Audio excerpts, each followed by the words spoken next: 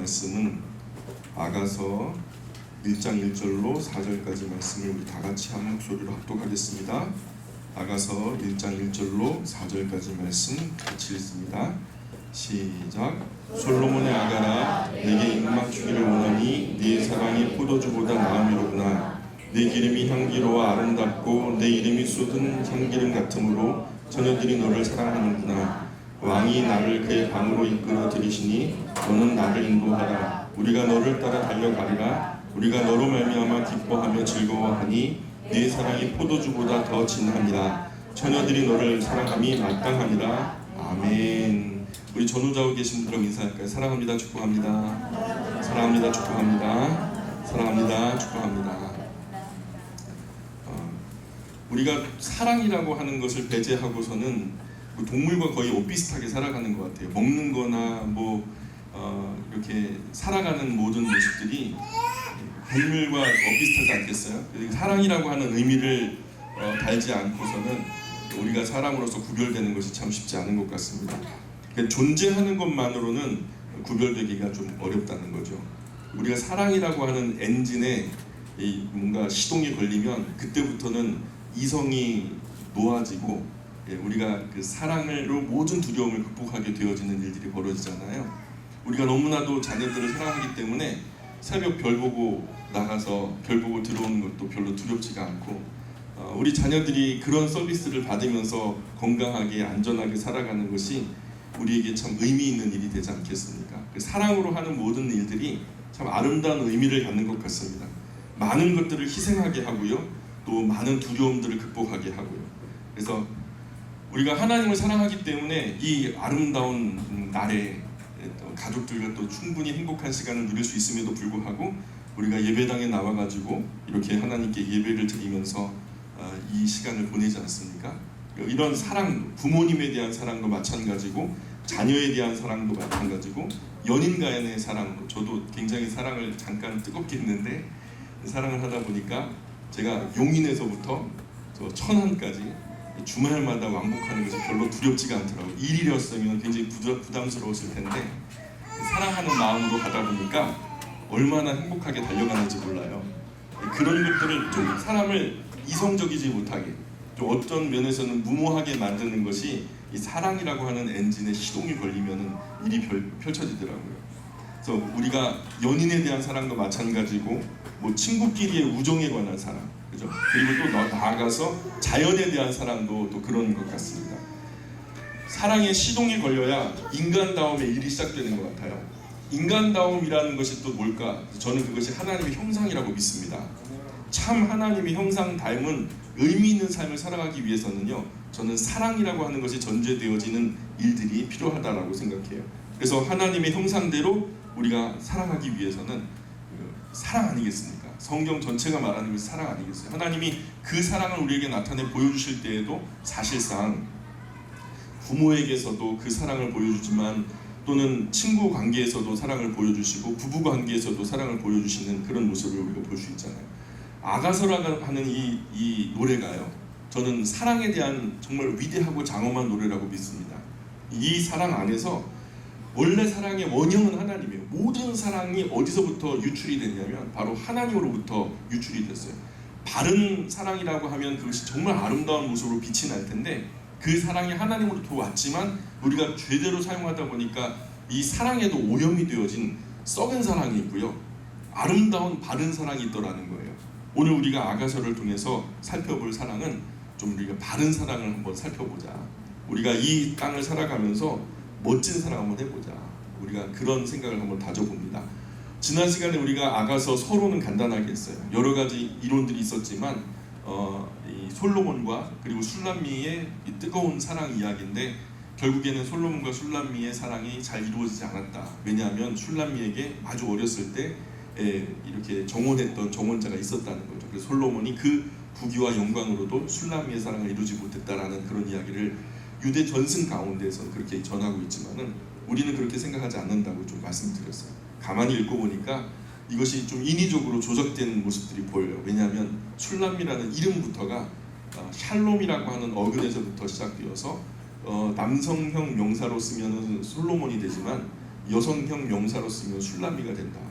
그 외에도 여러 가지 많은 그 술람미라고 하는 여인이 실제로 존재했는가 의구심이 들 만한 부분들이 많이 있다라고 그 근거에 대해서 말씀을 드렸었어요. 그래서 아마도 지금 이 글을 쓸 때 당시에 벌써 솔로몬에게는 140명의 아내가 있었죠. 정략 결혼을 했다 해도 5, 60명 정도 정략 결혼했으면 더 이상 할 사람이 없었을 텐데 140명까지 아내를 얻었는데 그 안에 마음에 드는 여자가 없었대요. 그리고 노년했었던 전도서라고 하는 책의 후반에 보니까 7장에 보니까 거기에도 1,000명의 아내를 얻었으나 만족할 만한 아내를 얻지 못했대요. 근데 1,000명의 남자 중에서 만족할 만한 사람은 자기라는 거예요. 자기는 이렇게 멋지고 지혜로운 사람이 있지만 그의 마음에 맞는 아름다운 여인은 내가 그렇게 구하고 또 찾았지만은 찾지 못했다라고 얘기하는 것을 우리가 함께 나누었었죠. 그래서 아마도 솔로몬에게는 인류 역사상 가장 큰 지혜가 주어지지 않았습니까? 가장 큰 지혜로 가장 아름다운 여인을 희고했을 테니까요. 그럼 얼마나 아름다운 여자를 그렸겠어요? 그 얼마나 아름다운 여자와 사랑하는 것을 그렸겠어요? 그 최고의 사랑을 그리다 보니까 그 지혜로서 그려진 이상향의 사랑에 만족할 만한 여자가 없었던 거죠. 그러니까 정말 없었다는 거예요. 그래서 지난 시간에 우리가 그러한 이야기들을 많이 나눴었고, 여자분들 잘 들어보세요. 남자들이요 눈부시도록 아름다운 아내를 찾는 게 아니더라고요. 눈부시도록 아름다운 뭐 김태희 막 그런 그 아내를 얻으려고 노력하는 게 아니고요. 그런 여성분들 찾아도 잘 없어요. 거의 대부분 광고 효과고, 결국에는 살다 보면은 그 여자가 그 여자고 그 남자가 그 남자다 그런 말 나오잖아요. 사실 아버지들 그런 아내 찾으려고 기대도 안 하셨을 거예요. 근데 최소한 술람미처럼 편안한 여자를 찾는 것 같아요. 같이 있으면 그냥 좋고 편안하고, 그죠? 부담 안 되고 더 같이 있고 싶은 사람. 굳이 명품백이나 뭐 귀금속 액세서리, 뭐 세련된 옷 갖춰 입지 않아도 그냥 그 사람 자체가 그냥 좋은 거예요. 존재적으로 좋고 존재적으로 사랑스럽고 있으니까 좋고, 그죠? 그래서 그 사람의 모든 것이 그냥 좋은 거, 그냥 헤어지기 싫은 거.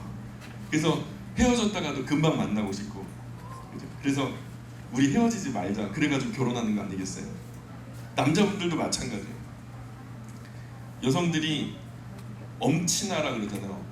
엄마 친구 아들? 막 이런 최고의 스펙의 막 극강의 비주얼, 막 그냥 초콜릿 볶은에 막 울퉁불퉁한 막 고구마 같은 알통, 뭐 이런 남자들을 여자들이 좋아할 것 같잖아요. 근데 가만히 이렇게 들어보면요, 그런 남자들은 전국에 하나둘 없어요. 전부 다 좀 그 하나가 좋으면 하나가 좀 부실하고요. 그러니까 그런 사람이 혹 있더라도 전국에 하나둘 있거나 말거나 하는데 내 것 안 되죠. 내 것 될 수가 없죠. 내 것 만들었다고 해도 꼭 인물값 합니다. 그런 남자 얻어도요, 어머니들 인물값 하니까 아예 기대도 하지 마세요. 여자분들이 원하는 남자를 가만히 들여다보니까 그냥 보통 남자더라고요. 어머니들 그 결혼 전에 있는 그 여자분들이 어떤 남자를 원하는가를 갖다 가만히 들어보니까 그냥 보통 남자, 상식이 통하는 남자, 그러니까 말이 통하는 남자, 오랫동안 함께 살아도 그냥 말이 통해서 그냥 롱런 할 수 있는, 그렇죠? 상식적이고 정상적인 남자, 가진 것이 없어도 믿음직하고 건강하고, 그래서 아무 걱정 없이 의지가 되어주는 그런 인격적인 남자. 남편이라는 존재는 아내에게 의지할 정도로 든든하고 푸근하면은 만족하더라고요. 지구의 미남 미녀 몇 명이나 될까요? 지구 안에서 최고로 예쁜 여자, 최고로 예쁜 남자 뽑아가지고 한번 그 앞장 세우면은 아마 한 사람 한 사람 뽑히지 않겠어요? 그나마도 이쁘고 멋지다는 사람들 줄 세워봤자 어쩌면은 자연사는 없을 것 같아요. 대부분 그냥 이미 인조인간이 되어버린, 편안한 여자, 든든한 남자, 부담 안 되는 여자, 믿음직한 남자면 만족할 줄 알아야 되겠죠. 저는 아침에 우리 영광의 처녀 총각들을 위해서 눈물을 흘리며 기도합니다. 우리 처녀 총각들을 위해서 어떻게 기도하냐면, 제발 눈 좀 낮춰주세요 하나님. 다 그놈이 그놈이고 그 여자가 그 여자인데 너무 큰 환상을 갖는 것 같습니다. 좀 정말 걱정이에요. 무슨 굉장한 사랑 하겠다고 그 좋은 시절 다 보내버리고 곧 늙어질 텐데 안타깝잖아요. 눈을 한껏 낮춰요. 아는 것 없고 아는 것 많고 뭐 보이는 것 많아서 무엇이든지 그냥 만족이 없고 편안하지도 않고, 그렇게 남자든 여자든 늙어갈수록 점점 더 싸나워지잖아요. 우리가 살아봐서 알잖아요. 살면 살수록 좀 더 싸나워져요. 아는 게 많으니까. 전에는 모르고 당했는데 이제는 아니까 막 버티는 거예요. 노처녀, 노총각, 히스테리라는 말이 그냥 나온 말이 아니더라고요. 우리 교회 말고 다른 교회 말이에요. 어느 영감님이요, 할머니가 일평생 그렇게 괴롭혔대요. 뭐 숨만 쉬어도 막 딱딱딱딱딱 막 그랬나. 그러니까 막 야, 저놈의 할망구 언제 죽나 막 그랬대요, 맨날. 근데 마침 돌아가신 거예요. 그래가지고 겉으로는 아이고 아이고 하면서 속으로는 아이고 진작 좀 가지 그랬대요. 그렇게 이제 할머니를 관에 넣어가지고 옆방으로 이제 건너가다가 그냥 그 기둥에 쿵 부딪히는 바람에 할머니가 버떡 일어나셨다네. 이 겨우 해방됐나 싶었는데 살아나니까 할머니가 그렇게 이제 살다 또 얼마 있다가 돌아가셨다는. 또 이번에 다시 관에 넣어가지고 옮기려고 하는데 할아버지가 아들한테 관을 옮기는 아들한테 야야야 조심해라, 그 기둥 조심해라 그거. 그러니까 참 그래요. 우리 시대의 대부분의 가정들의 그 아내들이 그렇게 하지 못하는 것 같아요. 어떤 할 일 없는 언어학자가 연구를 했대요. 남자는 하루에 7,000개의 단어를 구사하고요, 여자는 하루에 한 2만여 개의 단어를 사용한대요. 여자가 남자보다 한 3배 말을 많이 하죠. 7,000개에 2만 개 수준이니까. 그러니까 2만 단어를 사용하는데 2만 단어의 그 용처를 갖다, 그러니까 할 일 없는 언어학자예요. 할 일 없는, 진짜 할 일 없는 언어학자가 이게 정확한 통계인지는 모르지만 그 단어를 분석해 봤더니 93%가 부정적인 언어였고 7%가 그저 그냥 긍정적인 언어로 받아들여졌다는 거예요. 안타까운 것은 자녀들이 아버지의 적은 말보다는 어머니의 많은 말에 익숙해져 버려가지고 어머니의 말에 아주 큰 영향을 받고 자라나는데요. 그렇게 되면은 이 아이들이요 좀 부정적인 영향을 받지 않겠어요? 자연히 어머니의 모습이 자녀들에게 더 많이 반영될 것이고 더 많이 영향을 미치게 된다면 우리 어머니들 언행심사 진짜 조심해야 될 거라는 생각이 들어요. 그래서 하나님도 성경에서 면면이 흐르는 자녀 교육에 관한 이야기는요 어머니 무릎 위에 있다는 것을 우리가 잘 알고 있죠. 예를 들어서 저는 주일에 낮 예배 때 말씀을 전하고요, 오후에도 성경 강좌를 하잖아요. 그러면은 하루 7,000 단어를 이야기해야 되는데 이미 초과예요. 이미 초과가 돼버려요. 그때부터 머리가 어질어질하고요.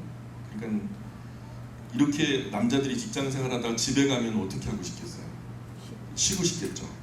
근데 집에서 하루 종일 집에 말없이 일했던 아내는 그때부터 야 이제 대화 상대가 왔으니까 이제부터 시작이잖아요. 쉬고 싶어하는 남편을 앞에 놓고 이제 때는 이때다 하면서 이제 그때부터 시작한다고 생각. 끔찍하죠. 남편 입장에서. 남편 너 잘 만났다. 그냥 따따따하면 아무리 좋은 말을 많이 해도 그냥 시끄러운 거죠. 그래서 하나님이 우리에게 열정의 100%를 주세요. 하루에 아침에 딱 눈을 뜨면요 하나님이 살 수 있는 힘의 능력도 100%, 그리고 보는 것의 열정의 100%, 듣는 것도 100%를 주시거든요. 근데 이게 다 들려지고 이게 다 보여지면요 그 다음부터 보여지는 것은 별 의미가 없이 그냥 지나가 버려요. 그 다음부터 들리는 것은 그냥 소음밖에 안 돼요. 근데 요즘에 아침나절부터 우리 아이들도 어른들도 할 것 없이 전부 다 스마트폰으로 뭘 봐요, 뭘 듣고. 그러면은 의미 있는 일 못해요. 그러니까 우리의 멀티미디어를 잘 관리하셔야 돼요. 무엇을 볼 것인가, 무엇을 들을 것인가 한없이 주어진 에너지가 아니거든요. 우리가 그 에너지의 100%가 차면요 그 이상은요 소음이나 눈이 피곤해지는 일이 벌어지니까 하찮은 그냥 게임하는 것에 멀티미디어 다 소모해버리지 말고요. 사탄이 그냥 아주 기발한 개발품을 만든 거예요. 스마트폰이라는 것을 유용하기도 하지만 선하게 하면 한없이 선용될 수 있지만 악하게 사용하자면 요즘 우리 시대의 열정을 다 뺏어버릴 수도 있는. 심지어는요 이거 보면서 여기 이게 멍이 들어가지고 애가 왜 그러냐 그랬더니 누워서 이거 하다가 떨어져가지고 맞아가지고 몸이 됐다. 근데 그 보니까 여러 사람들이 그렇게 다니더라고요. 딱 보이죠. 이 졸다가 이렇게 떨어졌구나. 참 이게 비참한 거예요. 그거에 노예가 돼 있는 걸 좀 모르고 그걸 누린다고 착각하니 얼마나 안타까워요. 우리 보는 거, 듣는 거 잘 다스려야 돼요. 시간도 잘 선용해야 되고 물질도 잘 선용해야 되겠지만 우리가 하나님이 볼 수 있는 열정도 듣는 열정도 한계가 있다는 것을 아시고 무엇을 볼 것인지 무엇을 들을 것인지 우리의 심사를 잘 통촉하시는 하나님 앞에서 조심스레 살아가야 될 줄 믿습니다. 어쨌든 그렇게 남자들이 집에 쉬러 온대요. 우리 어머니들 예, 직장생활하고 집으로 쉬러 오는데 그런데 집에서 쉬지 못하면 어떻게 되겠어요? 집에 왔는데도 계속 따따따거리면 어떡하겠어요? 집에 안 들어오고 싶겠죠. 그죠? 집에 오고 싶지 않죠. 텔레비전을 잠깐 봤는데 한 젊은 남편이 모텔로 들어가는 거예요. 결혼한 지 얼마 안 됐는데 이 젊은 남편이 모텔로 들어가는 거예요. 그 아내가 충격을 받아가지고 그걸 목격하고 조용히 따라가가지고 현장을 덮치려고 문을 발로 뻥 차면서 이제 현장을 덮쳐버린 거죠. 그랬는데 남편이 거기서 바람 피고 구름 피고 그런 게 아니라 꼭 자기 방처럼 만들어 놓고 커튼도 안막으로 달아놓고 자고 있더라는 거예요. 근데 집에서는 쉬지를 못하니까 이런 일이 우리 영광 가정들에 일어나는 불상사가 없기를 저는 간절히 기도하고 있어요. 아버지가 말하고 싶어 할 때까지 그냥 가만히 놔두시고 다독거려 주시고 조용히 쉴 수 있게 해주시면 참 좋겠다는 생각이 듭니다. 그러다가 아버지가 회복되면 근데 아버지들 맨날 그냥 누릴 생각만 하지 마시고 그런 서비스를 받았고 그런 섬김을 받으셨으면 또 갚아주셔야 돼요. 그냥 어머니를 따뜻하게 챙겨주시고 그런 센스가 우리 영광의 어머니들 아버지들에게 공이 있었으면 좋겠다는 생각이 들어요. 자, 솔로몬은 지혜와 지식이 특출하고 또 부귀와 영화도 대단하잖아요. 명예와 권세까지 갖추었어요. 그래도 술람미 같은 편안한 여자 샬롬의 여자를 간절히 찾고 바라고 있잖아요. 그래서 1장 1절 보세요. 솔로몬의 아가라는 말은요 우아할 아자를 쓰고요 노래 가자를 써요. 한마디로 우아한 노래다라는 거죠. 노래 중에 노래, 사랑의 노래 아니겠습니까? 우리나라 궁중음악에서 아악이라고 하는 말 들어보셨어요? 아악이라고 우아할 아자를 써요. 우아할 아자. 그래서 욕구 충족을 위해서 천박한 싸구려 사랑을 말하는 게 아니라 좀 폼이 있고 고상한 고귀한 남녀의 사랑을 노래하는 거, 좀 웅장하고 장엄하고 이런 노래를 하는 거죠. 주후 135년에 랍비 아키바라고 하는 랍비가요 아가서를 읽고서 세상 어느 곳에서도 아가서와 같이 아름답고 성스러운 문학은 없었다 이런 이야기를 할 정도로 아가서의 필체가 굉장히 아름다운 필체로 되어 있어요. 아가서는 이스라엘이 하나님으로부터 받은 선물과도 같은 언어로 표현할 수 있는 최상의 아름다운 언어로 집약되어 있다라고 볼 수 있어요.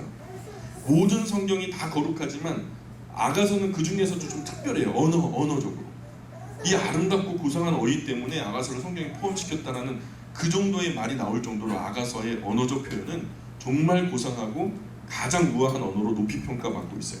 사람은요 본능적으로 아름다움을 추구하거든요. 이왕이면 다홍치마라고요. 보기 좋은 떡이 먹기도 좋다. 그래서 사람이 심리적으로 본능 안에요 심미적인 욕구가 있어요. 뭐냐면 아름다움을 추구하는 욕구. 될 수 있으면 이것보다는 저거, 그죠? 조금 더 아름다운 것을 비교적으로. 그래서 그림이나 조각이나 건물, 하다못해 옷이나 어떤 경우에는 밥그릇조차도 이것보단 이게 이뻐 하면서 선택을 하는 것을 보면은 그런 가방, 신발까지 아름다움을 추구하는 것이 사실 우리 안에 하나님께서 주신 아주 귀한 본능이라 그래요. 심미적 본능이래요. 심미적 본능. 사람은 아름다움을 느낄 줄 알아야 되죠. 요즘에는 아름다움의 기준마저도 많이 오염돼 있어요. 막 괴기한 모습을 보면서 진짜 아름답다 하는 젊은이들이 많은데 아름다운 기준을 잘 분별하셔야 돼요. 전혀 바른 지평에 세워진 사랑이 아닌데도 불구하고 아름답다고 막 어떤 남녀의 사랑의 이야기가 참 아름다운데 가만히 보니까 그냥 불륜이야. 본질적으로 따져보니까 불륜이야. 근데 그 사랑을 아름답다고 하면 안 되잖아요. 그죠? 이 이상한 괴기스러운 것을 멋지다고 하고요. 하나님의 말씀의 원리에 비추어서 참된 아름다움의 기준을 우리가 회복해야 돼요. 근데 정말로 아름다운 것을 아름답다. 꽃을 보면 아름답죠. 그죠? 어떤 분은요 똥을 보고 아름답다.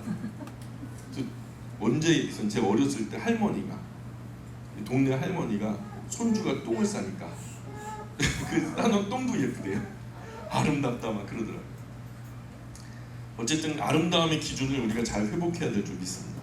아름다움의 그런 본능의 아름다움으로써 아름다움을 창조하고 또 그 주변을 아름답게 가꾸고 보존하고 지키는 일을 하나님께서 우리에게 맡기셨어요. 그래서 우리에게는 그 아름다움을 볼 줄 아는 눈과 더불어서 아름다움을 만들어낼 줄 아는 그런 창조력도 있어요.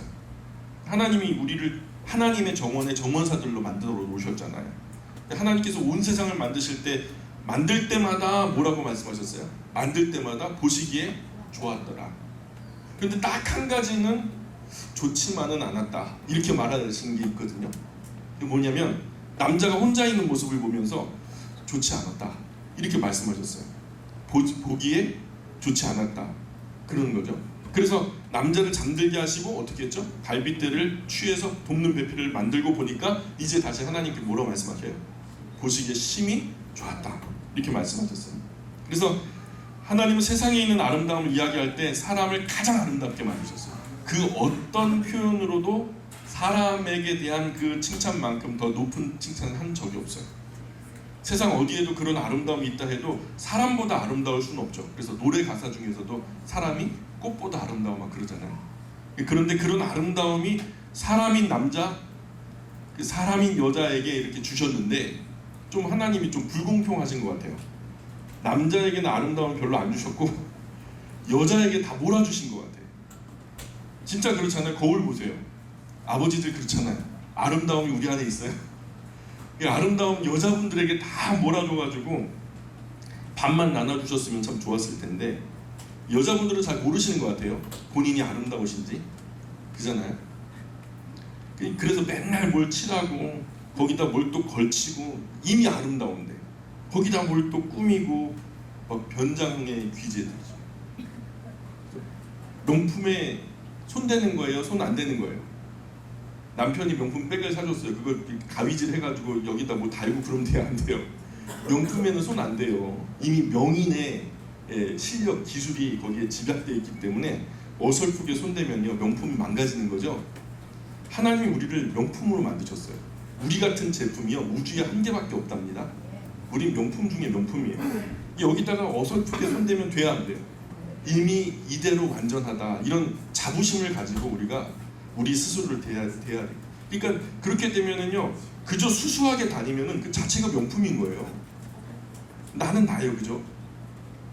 남자는 울퉁불퉁 대충 만들어 던져 놓으신 것 같아요. 그냥 대충 이렇게 만들고 이 남자애가. 근데 여자는요 딱 이제 이젤에다 그림을 그리듯이 뭔가 쟁반에다 올려놓고서 정말 섬세하게 정말 예민하게 곡선이 흐트러지지 않게 계속해서 수정해가면서 유선형으로 그렇게 예술작품보다 더 예술적 작품처럼 걸작품으로 여자를 만드신 거죠. 참 불공평해요. 여자분들한테 아름다움 다 나눠주고 말이에요. 근데 가만히 생각해 보면은 결국 그 여자를 누구에게 주셨어요? 남자에게 주셨단 말이에요. 누구 이득이에요? 그죠? 남자 이득이죠. 제가 그래서 억울했지만 아멘 할 수 있었어요. 자, 2절, 3절, 4절 같이 읽어볼까요? 2절, 3절, 4절 시작. 내게 입맛 주기를 원하니 내 사랑이 포도주와 마음이로 내 기름이 향기로워 아름답고 내 이름이 쏟은 향기름 같으므로 처녀들이 너를 사랑하는구나. 왕이 나를 그의 방으로 이끌어 들이시니 너는 나를 인도하라. 우리가 너를 따라 달려가리라. 우리가 너로 말미암아 기뻐하며 즐거워하니 네 사랑이 포도주보다 더 진함이라. 처녀들이 너를 사랑함이 마땅하니라. 아멘. 2절부터 4절은 여자가 남자에게 이제 부르는 노래예요. 이제 솔로몬의 어떤 이상 속에 있었던 술람이라고 하는 수수한 명품 여자, 그 여인이 나에게 이런 이야기로 노래해 줬으면 좋겠다 하면서 솔로몬 안에서 뭔가 시나리오를 그린 것 같아요. 그런 의미로 한번 우리가 보시면 좋을 것 같습니다. 자, 여자가 뭐라 그러냐면 당신의 포도주보다 더 달콤한 입술에 입맞추기 원해요. 야, 벌써부터 그죠? 당신의 그 향긋한 채취는 쏟아진 향수 같아요. 아가씨들이 당신을 사랑하는 것은 이상한 일이 아니지요. 나의 왕이시여, 나를 빨리 당신의 침실로 데려가 주세요. 그리고서 이제 합창이 이루어져요. 그 뒤에 합창이 뭐라고 이루어지냐면 이제 마치 가극처럼 오페라처럼 주인공 여자가 이렇게 노래를 했더니 뒤에서 이제 백댄서들이 춤을 추면서 이런 노래를 해요. 우리는 모두 당신의 포도주보다 더 달콤한 당신의 사랑의 노래를 즐거워하고 기뻐합니다 라고 합창을 한 거예요. 이어서 이제 여자가 또 말하기를 아가씨들이 당신을 사랑하는 것은 이상한 일이 아니지요. 그러니까 모든 여자가 나를 좋아한다는 환상을 갖고 있는 거죠. 그죠? 남녀 간의 진한 좀 진한 사랑의 분위기가 느껴지죠. 진한 포도주만큼이나 진하게 느껴집니다. 심지어는요, 사랑하는 남자에게서 나는 그 땀 냄새, 그 채취가 쏟은 향기름 같다 이렇게 표현해요. 향수병 쏟아보셨어요? 온 집안에게 진동하겠죠. 향수병 쏟아진 것 같다는 의미. 한 사람을 사랑하면 그 사람의 채취가 좋아지나 봐요. 막 저는 냄새 나시고 막 그러는데 근데 처음에는 그러지 않았거든요. 땀 냄새도 좋다, 막 방귀 냄새도 좋다, 입 냄새도 좋다 막 그랬거든요. 그 채취가 마치 통째로 쏟아진 향수처럼 느껴진다는, 사랑에 빠지니까. 참 심각하죠. 그 사랑은 병이 맞는 것 같아요. 5절 6절 같이 읽어보겠습니다. 5절 6절 시작.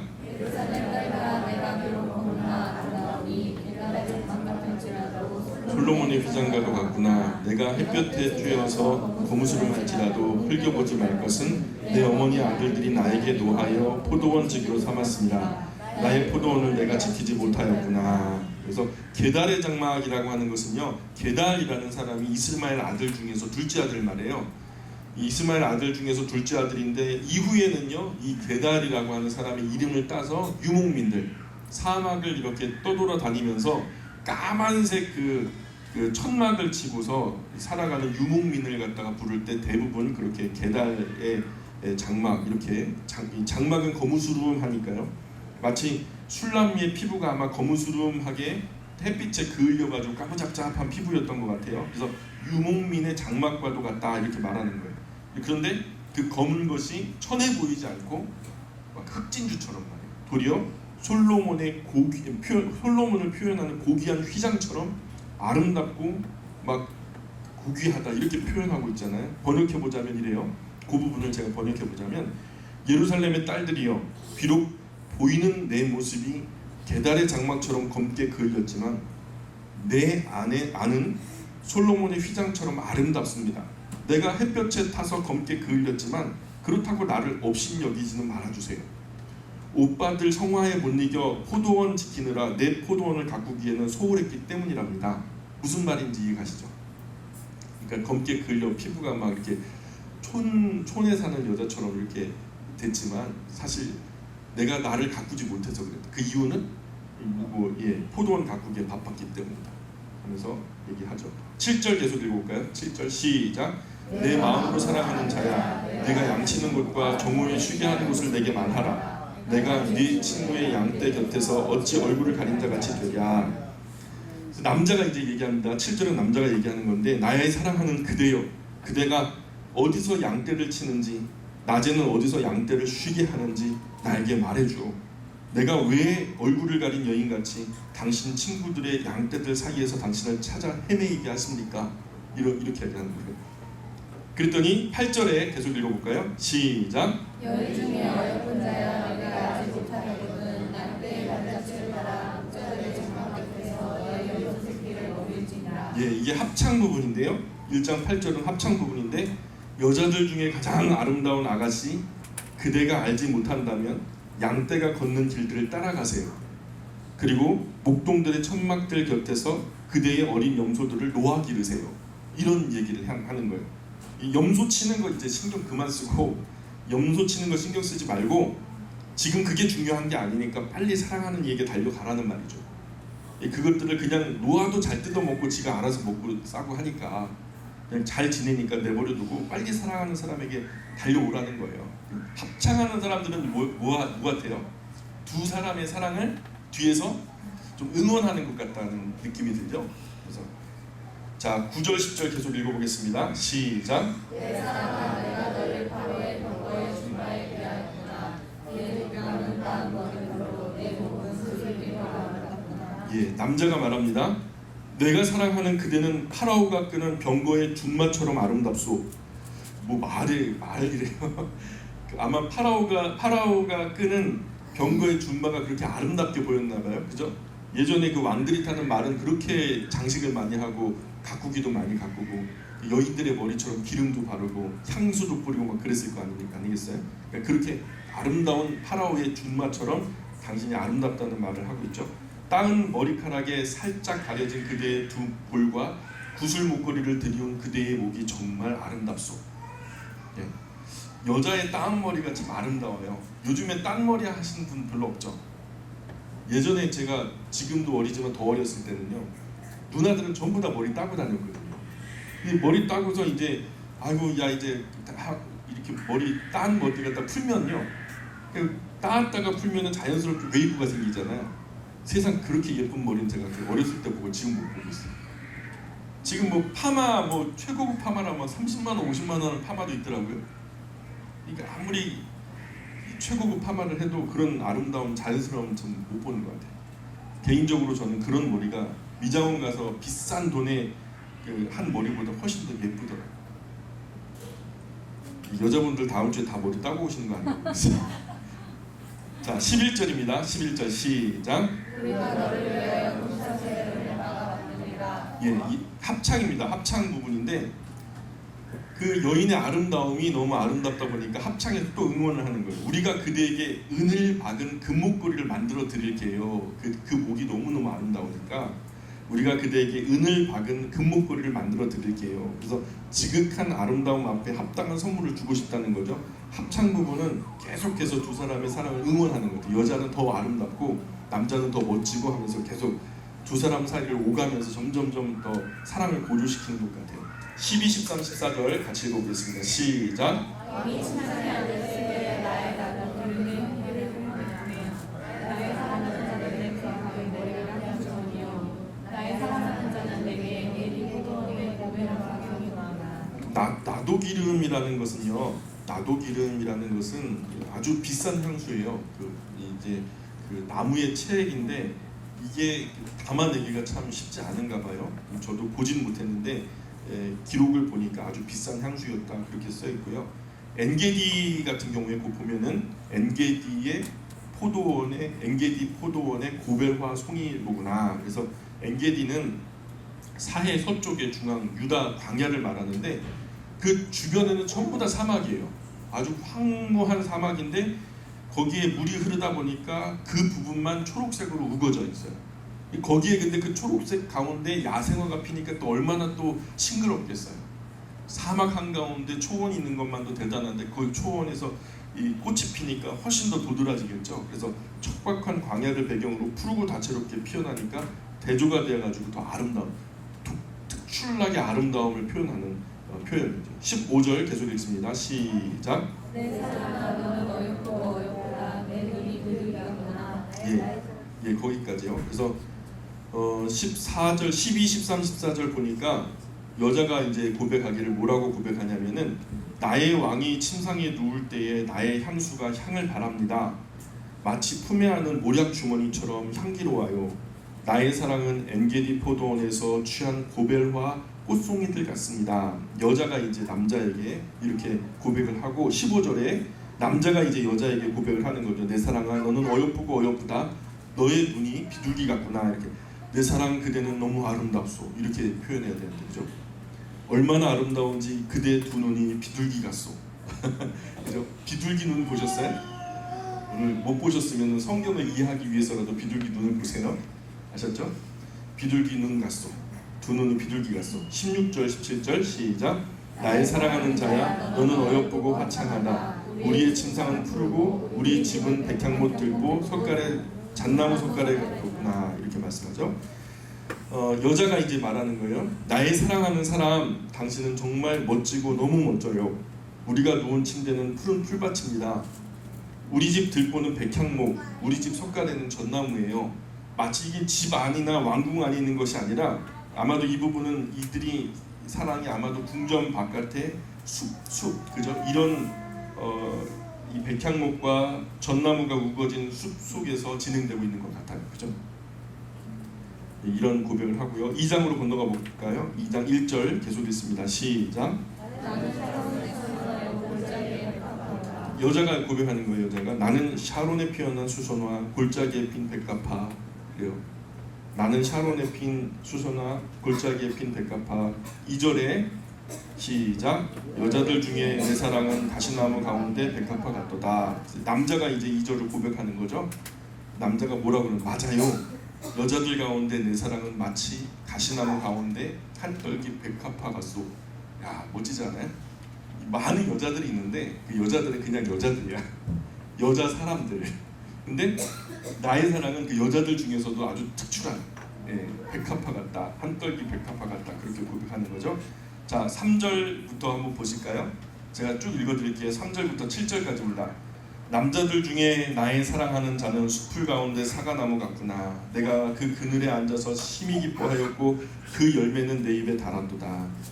그가 나를 인도하여 잔치집에 들어갔으니 그 사랑은 내 위에 깃발이로구나. 너희는 건포도로 내 힘을 돋고 사과로 나를 시원하게 하라. 내가 사랑함으로 병이 생겼습니다. 그가 왼팔로 내 머리를 고이고 오른팔로 나를 안는구나. 예루살렘 딸들아, 내가 노루와 들사슴을 두고 너희에게 부탁한다. 내 사랑이 원하기 전에는 흔들지 말고 깨우지 말지니라. 이렇게 말해요. 이 여자가 이제 말하는데 남자가 당신은 마치 모든 여자들 중에 탁월해서 마치 가시나무 가운데 한 떨기 백합화 같아.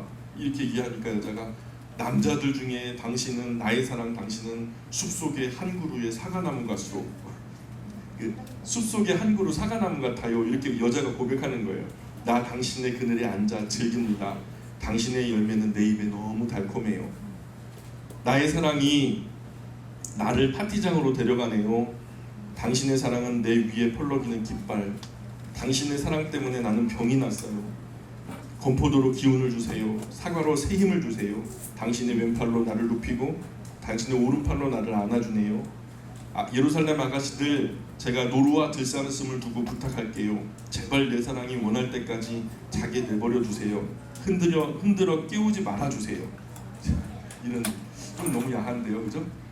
그래서 사랑에 빠진 사람은 아무도 못 말리죠. 그냥 뭐 콩깍지가 씌었다 그러잖아요. 정말 현명한 사람도 바보가 되는 것 같아요. 이 사랑에 빠진 사람은 옆도 안 봐요, 앞뒤도 안 보고 그냥 사랑하는 사람만 보니까요. 물불 안 가리고 현실을 뛰어넘는 사랑을 하는 것 같아요. 그래서 함정에 빠지듯이 사랑은 어떻게 된다? 사랑을 한다고 표현하지 않고 사랑에 빠졌다 그렇게 표현하잖아요. 참 멋진 사랑. 우리 영광의 처녀 총각들이 이렇게 빠져야 되는데 사랑에 푹 빠져버려야 되는데 그잖아요. 8절부터 계속 읽어보겠습니다. 자, 내 사랑하는 자의 목소리로구나. 보라, 그가 산에서 달리고 작은 산을 빨리 넘어오는구나. 내 사랑하는 자는 노루와도 같고 어린 사슴과도 같아서 우리 벽 뒤에 서서 창으로 들여다보며 창살 틈으로 엿보는구나. 나의 사랑하는 자가 내게 말하여 이르기를 나의 사랑 내 어여쁜 자야 일어나서 함께 가자. 그죠? 사랑하면 함께 가는 거예요. 혼자 가는 거 아니에요. 그죠? 사랑하면 함께 가는 거래요. 옆에 가르쳐줘서 사랑하면 함께 가는 거래요. 시작. 11절. 겨울도 지나고 비도 그쳤고 지면에는 꽃이 피고 새가 노래할 때가 이르렀는데 비둘기의 소리가 우리 땅에 들리는구나. 무화과 나무에는 푸른 열매가 익었고 포도나무는 꽃을 피워 향기를 토하는구나. 나의 사랑, 나의 어여쁜 자야 일어나서 함께 가자. 바위 틈 낭떠러지 은밀한 곳에 있는 나의 비둘기야. 내가 네 얼굴을 보게 하라. 네 소리를 듣게 하라. 네 소리는 부드럽고 네 얼굴은 아름답구나.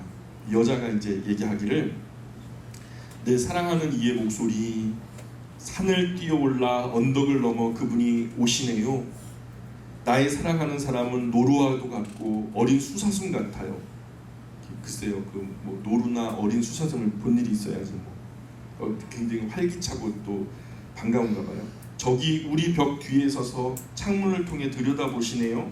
누가요? 사랑하는 그 남자가, 그죠? 사랑하는 당신이 창문을 통해서 들여다본대요. 창살들을 통해서 엿보시네요. 나의 사랑하는 사람이 말씀하시네요. 뭐라고 말씀하는지 들어볼까요? 사랑하는 남자가 나에게 뭐라고 말하는지 들어볼까요? 별로 사랑하고 싶지 않은가요? 자, 남자가 뭐라고 얘기하냐면 내 사랑이여 이제 그만 일어나시오. 내 어여쁜 그대여 이리 오시오. 자, 이제 겨울도 지났고 더 이상 비도 오지 않아요. 땅 위에는 꽃들이 피어나고 새들이 지저귀는 시절이 왔소. 땅에서 비둘기 짝짓는 소리가 들리지 않소. 무화과 나무에는 열매가 달리기 시작했소. 이제 막 새싹이 돋는 포도나무들은 그 향긋한 냄새를 풍긴다오. 내 사랑이여 이제 일어나시오. 내 어여쁜 그대여 내게로 오시오. 바위 틈에 숨은 나의 비둘기, 벼랑 끝에 숨은 나의 비둘기여 그대의 얼굴을 보여주오. 그대 목소리를 들려주오. 그대 목소리는 너무 달콤하고 그대 얼굴은 너무 아름답소. 야, 이런 사랑의 노래를 불러요. 남자가. 15절 보세요. 이제 여자가 뭐라고 응대하는지 봅시다. 우리를 위하여 여우 곧 포도원을 허는 작은 여우를 잡으라. 우리의 포도원에 꽃이 피었음이라. 내 사랑하는 자는 내게 속하였고 나는 그에게 속하였도다. 그가 백합화 가운데서 양떼를 먹이는구나. 내 사랑하는 자야 날이 저물고 그림자가 사라지기 전에 돌아와서 베드르 산의 노루와 어린 사슴 같을지라. 이렇게 말해요. 여자가 뭐라고 말하냐면 우리를 위해서 포도원을 망치는 여우를 잡아주세요 그러는 거예요. 이제 막 포도나무들이 새싹을 내기 시작했거든요. 근데 이 못된 여우가 이 새싹을 갖다 똑똑 따먹나 봐요. 그래서 여리고 그냥 순하니까 똑똑 따먹나 봐요. 그래서 이제 막 포도나무들이 새싹을 내기 시작했거든요. 당신은 나의 것, 나는 당신의 것. 그분이 양떼를 백합화 꽃밭에서 먹이시네. 사랑하는 남자가 양을 치는 거예요. 일하는 모습이 이렇게 아름답대요. 여자들이. 잘 들어보세요. 우리 아버지들 여자들이요 언제 남자에게 반하냐면 땀 흘리면서 일할 때 반한대요. 그래서요 보세요. 그분이 양떼를 백합화 꽃밭에서 먹이시네. 반했다는 거죠. 예, 산들바람이 불고 땅거미가 지기 전에 사랑하는 당신 내게로 돌아오세요. 조기 퇴근하길 원하는 거예요. 그죠? 돈은 많이 벌고 퇴근은 빨리 하는 거죠. 예. 저 거친 언덕에서 뛰노는 노루와 어린 수사슴처럼 내게로 돌아오세요. 그래서 열심히 땀 흘려 일하고 또 가정으로 돌아오는 이런 아름다운 아버지의 모습을 보여주고 있죠. 자, 3장으로 건너가 보겠습니다. 3장 1절 보세요. 내가 밤에 침상에서 마음으로 사랑하는 자를 찾았노라. 찾아도 찾아내지 못하였노라. 이에 내가 일어나서 성 안을 돌아다니며 마음에 사랑하는 자를 거리에서나 큰 길에서나 찾으리라 하고 찾으나 만나지 못하였노라. 성 안을 순찰하는 자들을 만나서 묻기를 내 마음으로 사랑하는 자를 너희가 보았느냐. 예, 내 마음으로 사랑하는 자를 너희가 보았느냐 하고 그들을 지나치자마자 마음에 사랑하는 자를 만나서 그를 붙잡고 내 어머니 집으로 나를 잉태한 이의 방으로 가기까지 놓지 아니하였노라. 예루살렘 딸들아 내가 노루와 들사슴을 두고 너희에게 부탁한다. 사랑하는 자가 원하기 전에는 흔들지 말고 깨우지 말지니라. 예, 이렇게 말하죠. 조금 이제 긴장이 되는 거예요.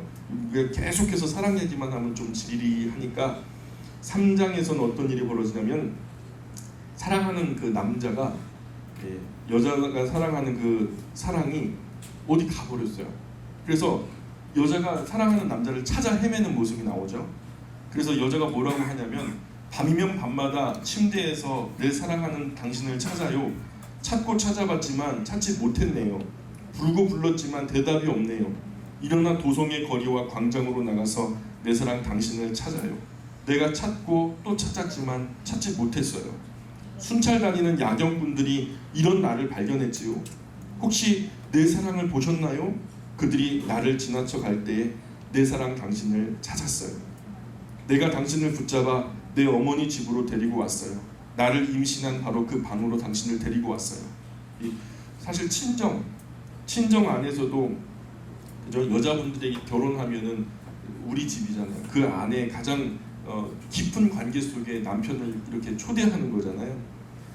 여자의 친정으로 잃어버렸던 남자를 데리고 왔다는 거예요. 그죠?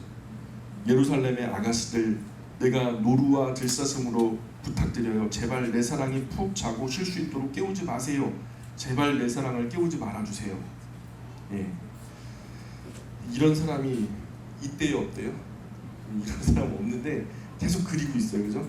근데 솔로몬이 이런 여자랑 사랑하고 싶어서 만들어낸 그런 이상 속의 아름다운 여자는 이런 여자라는 거예요. 뭔가 땀 흘려 일을 하고 또 일한 것에 대해서 막 호응해주고 내가 눈앞에 보이지 않으면 막 찾으러 막 다니고 짠 하고 나타나면 나를 막 어머니처럼 감싸 안아주고. 솔로몬 안에 있는 그 여성상이요, 좀 아버지 사랑은 깊이 받지 못했던 것 같아요. 그러나 어머니에 대한 어떤 혜택을 많이 받는데, 어머니의 사랑 안에서 굉장히 큰 사랑의 그 환상들을, 이 사랑에 반영시키는 모습들을 우리가 이런 부분에서 발견하게 돼요. 그래서 좀 어린아이 같다라는, 소년 같다라는 생각이 들어요. 보호받고 싶고, 그러나 또 여성 앞에서는 또 남자이고 싶고, 막 이런 모습들이 나타나고 있죠. 6절 계속 볼까요? 모략과 유향과 상인의 여러 가지 향품으로 향내 풍기며 연기 기둥처럼 거친 들에서 오는 자는 누구인가? 볼지어다 솔로몬의 가마라 이스라엘 용사 중 60명이 둘러쌌는데 다 칼을 잡고 싸움에 익숙한 사람들이라 밤의 두려움으로 말미암아 각기 허리에 칼을 찾느니라. 솔로몬이 왕이 레바논 나무로 자기의 가마를 만들었는데 그 기둥은 은이요 바닥은 금이요 자리는 자색 깔개라. 그 안에는 예루살렘 딸들의 사랑이 엮여져 있구나. 시온의 딸들아 나와서 솔로몬 왕을 보라. 혼인날 마음이 기쁠 때 그의 어머니가 씌운 왕관이 그 머리에 있구나. 어렸을 때 제가 로봇 태권브이를 보면요, 꼭 악당들을 물리칠 때 제가 로봇 태권브이가 되기를 원했어요. 그래서 제가 아는 모든 여자친구들은요 저를 다 봐줬으면 좋겠다는 생각을 했어요. 제가 용맹하게 막 이렇게 악당들을 물리치면 여자친구들은 야 어쩜 너무 멋있어 막 이렇게 감탄해 주는 거죠. 솔로몬 안에 그런 모습이 있는 것 같아요. 지금 뭔가 큰 황양에서 먼지를 갖다 막 풀풀 풍기면서 막 오는데요, 그 모습이 굉장히 장엄하고 멋지게 보여요. 막 촌강에 달려있는 그 국군이 달려있는 어떤 전쟁에서 마치 구세주처럼 등장하는 그런 모습을 보는데, 자 합창이에요. 이 부분은 6절부터 나타나는 부분 합창인데 뭐라고 합창하는지 봅시다. 마치 연기기둥과 같이 유향과 향기로운 향기를 풍기며, 또 향기를 풍겨요. 거친 광야로부터 오는 자가 오고 있는 자는 누구인가 보아라. 누굴까요? 솔로몬이죠. 그것은 이스라엘의 용맹한 60명의 용사가 각각 옆구리 칼을 차고 호위하는 솔로몬이 타고 오는 가마다. 그들은 모두 싸움에 능한 사람들이다. 밤의 두려움도 그들을 어찌할 수 없다. 솔로몬의 가마는 레바논의 백향목으로 만들었다. 그 기둥은 은으로 바닥은 금으로 만들었다. 그 의자에는 자줏빛 천을 깔고 내부는 예루살렘 아가씨들이 사랑으로 아름답게 수놓았다. 시온의 아가씨들이여 나와서 면류관을 쓴 솔로몬을 보라. 그의 결혼식 날, 그의 마음에 설레던 날, 그의 모친이 그의 머리에 씌워준 면류관이 그의 머리에 있다. 이렇게 얘기하고 있죠. 자, 그래서 아가서가 재밌죠. 솔로몬의 그런 어린 그 소년 같은 마음도 엿볼 수 있잖아요, 그죠? 아가서를 좀 이렇게 계속 읽다 보면요, 그 여러 번 읽으면은 우리가 전도서 볼 때 마지막에 보면은 그 맷돌, 이게 뭐였죠? 이빨, 집을 지키는 자, 그럼 팔, 막 이렇게 그런 거고, 이렇게 살구나무에 꽃이 피었다, 그리고 하얗게 세워진 머리, 이런 것을 비유로 그 얘기하셨잖아요. 근데 이런 어떤 사랑에 대해서 비유적인, 은유적인 표현들이 나와요. 근데 이게 조금 진해요. 그래서 부부끼리 좀 깊이 읽으시면 막내가 생겨요. 이게 그러니까 아마 유대에서는요 30세가 될 때까지 아가서를 읽어서 읽지 못하겠다더라고요. 그래서 부부간에 돈독하게 아가서를 중심으로 이렇게 묵상의 교제를 하는 것도 참 아름답겠다는 생각이 드네요. 오늘 우리 3장까지만 볼까요? 기도하겠습니다.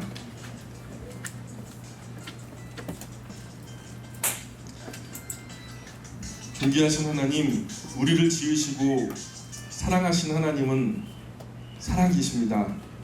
하나님의 그 사랑 안에 여인의 사랑도 있고 부모님의 사랑도 있고 형제의 사랑도 친구의 사랑도 세상 모든 사랑이 다 함유되어 있습니다. 참 사랑이신 하나님을 찬양합니다. 하나님, 우리가 하나님을 닮아 진실한 사랑을 할 수 있도록 도와주십시오. 우리의 사랑이 너무 부족합니다. 그나마 실천하는 사랑이 이기적일 때가 대부분이고 어떤 대가를 바라고 또 조건적이고 참 누추한 사랑일 때가 많습니다. 사랑의 하나님, 아버지 하나님의 그 사랑 한 조각 제 마음에 허락하여 주옵소서. 그래서 세상이 사랑하는 만큼만 사랑하는 것이 아니라 세상이 사랑할 수 없는 것이라도 사랑할 수 있는 사랑의 아들, 딸들이 우리 영광의 모든 가족들이 되게 하여 주옵소서. 이 한 주간도 하나님의 사랑으로 우리가 승리하게 도와주옵소서.